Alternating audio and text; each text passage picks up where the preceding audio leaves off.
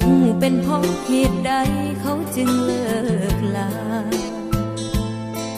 เป็นเพราะเฮานั้นดีบ่พอ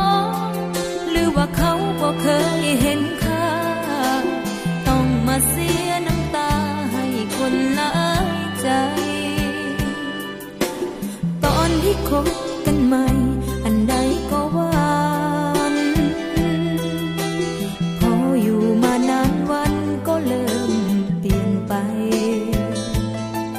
เป็นเพราะเฮานั้นคนขาดเธอ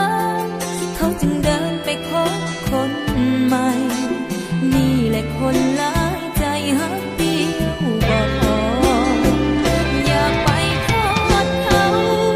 เป็นเพราะเฮาโง่เองที่ใจนักเลงไปคบคนมีหลายใจเขาหมดหักเขายังไปต่อเขาบ่ง้ออย่าไปอะไรโอ้สายหลายใจไปได้ก็ดีความหักที่เคยสะสมมันเริ่มจืดจางน้องขอไปตามทางบอกขอคืนดีอกหักมันบ่ทั้งตาแต่เจ็บใจกับอ้ายอีหลีจบแล้วพอกันที่กับคนหลายใจ